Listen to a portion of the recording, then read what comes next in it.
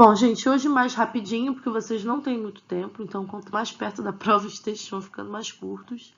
Falar um pouquinho sobre como preparar o texto corretamente, tá? Não vou dar grandes exemplos, vou dar só um exemplo. E aí quem tiver mais dúvidas sempre pode me contar. Bom, o Marcos Vinícius colocou uma dúvida lá no nosso grupo sobre como preparar o texto corretamente quando surge um texto mais longo.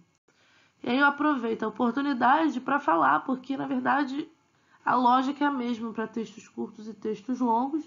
Eu selecionei um exemplo de um texto mais longo da prova de 2014 para mostrar como isso acontece.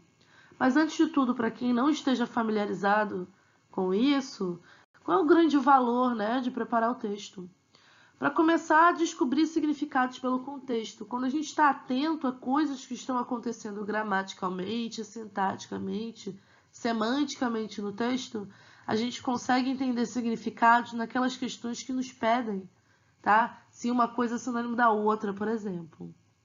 Também evitar cair em pegadinhas sobre quem fez o quê. Quando a gente está atento aos referentes pronominais, por exemplo, a gente evita ser induzido pela banca a dizer que alguém fez uma coisa que na verdade foi outra pessoa que fez, por exemplo. A gente também consegue entender melhor o pensamento do autor do texto, o que foi pensado como informação essencial e o que não foi.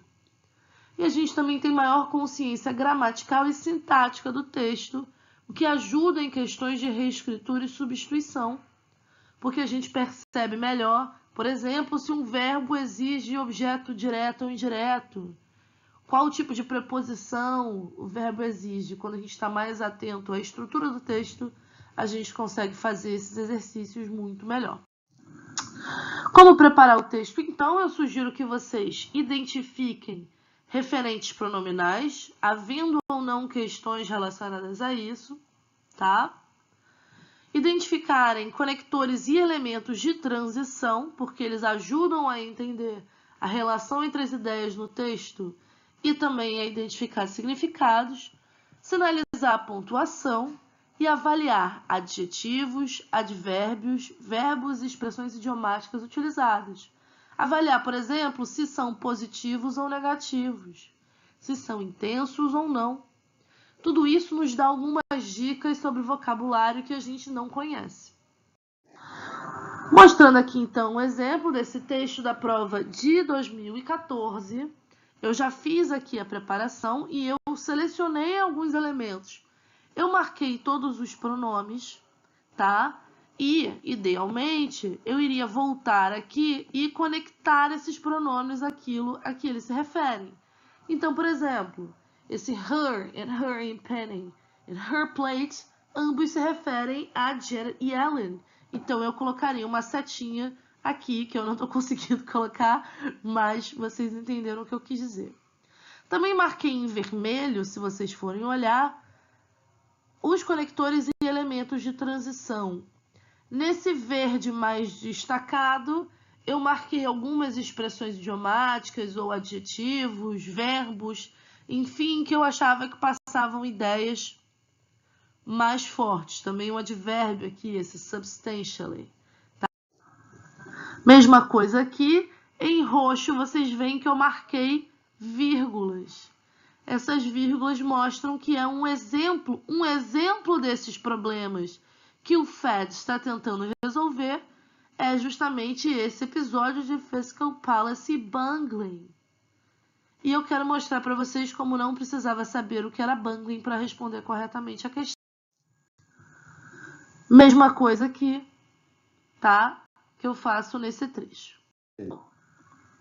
A questão 37 da prova de 2014 pedia a gente para avaliar os seguintes itens. Adianto logo que o segundo item foi anulado pela banca, então não vou falar sobre ele, mas 1, 3 e 4. The word creep refers to the widening of the Federal Reserve's mission in the post-financial crisis. Eu precisava saber o que era um mission creep para responder essa questão? Não. Por quê? Porque se eu tivesse prestado atenção a tudo que eu acabei de falar, temos aqui um grande indicativo, tá? No parágrafo seguinte, o parágrafo seguinte vai começar falando em creep, tá? Esse creep se refere a alguma coisa. Ele é uma palavra que puxa um antecedente né? Ele faz referência ao antecedente. Ora, qual antecedente é esse? Olha o que está marcado em azul aqui. The Fed seems to be making a policy as it goes along. It has become distracted with trying to fix problems it is not well equipped to handle. Olha, well equipped mostra que não tem os instrumentos para lidar com isso. Logo, o que quer que o Fed esteja fazendo não faz parte da sua missão original. O mission creep é, de fato, uma expansão. Ok? Olha aí o mission. Bom, o item 3 falava: The use of hawks and doves to refer to the Fed members illustrates the extent of the divergence between the two opposing groups in the organization. Bom, sem saber o que era hawks and doves, também dava para responder, porque diz: Substantially different views are had by Fed, hawks and doves. Substantially, olha o advérbio, different.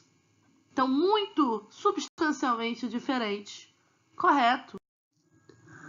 Item 4. Bungling can be replaced by recovery without changes in the original meaning of the sentence.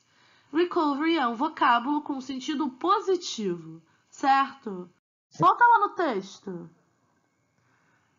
Markets assume the Fed can and will fix any problems, such as the latest episode of Washington's fiscal policy bungling.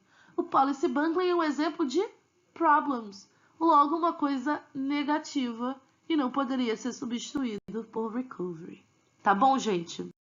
A gente fica por aqui. Se vocês tiverem mais dúvidas, eu estou à disposição. Tchau, tchau.